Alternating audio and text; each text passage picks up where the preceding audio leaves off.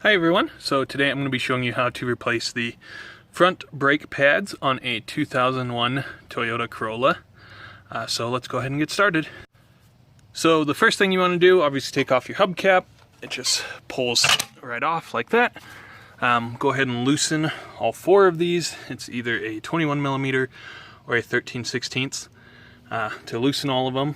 And then you're going to need to jack it up so that you can pull the tire off. So this is a driver's side. So where I like to jack on this bolt right here. Then this is your frame here. You can put a jack stand under. I'm doing both sides. Obviously, you should need to do both sides because it wears at the same rate, or should.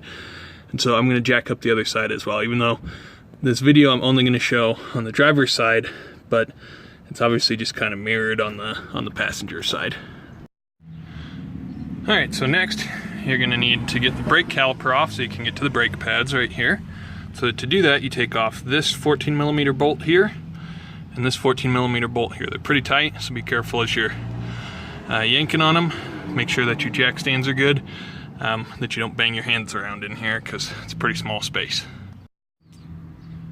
So set the caliper up top here. Be very careful of your brake line. You don't want that cracking or leaking. And you're you might need a flathead. Basically gonna wiggle out your old brake pads like so until they're out. So inspect your old brake pads to your new. You can see how little those have in comparison to a new one. You can see this still has the line, this one does not. Unfortunately, you can see I scraped right here, metal on metal, probably why my brake pads or brakes did not seem to be working so well. Very good explanation there. So you also need to inspect your rotor. Make sure, sometimes rocks will get in here. You can kind of see I have little scratches here and there, but rocks or dust will get in here and just put giant gouges in this. And so if that does happen, you should replace the rotor because that can mess with braking, and obviously braking is not something you want to mess up when you're driving. So if you need to replace the rotor, there's just two extra bolts that you need to take off. It is, whoops, I'm kind of in the way. Right here, a 17mm bolt, and there is a second one right there that you're going to take off, and then this whole thing will come off, and then the rotor will just pop right off. So inspect it. If it looks good, you can keep it. If you're worried about it, you can always replace it. You're already this far. It's not that much harder to do. So just inspect that. Once you're satisfied with it, you're going to take your new brake pads and you're going to, now this part's a little hard, basically insert them like so into the metal fittings. Just like that. So do that for front and back next. That could take a moment to point out Toyota quality versus crap brake pads. You can't really see it, but yeah, there you go. So you see the rotor there, not scratched up or messed up, really, not too bad. You can see this brake pad though, right here. You could see it was metal on metal, which is never good. However, the rotor, I mean, it looks fine to me.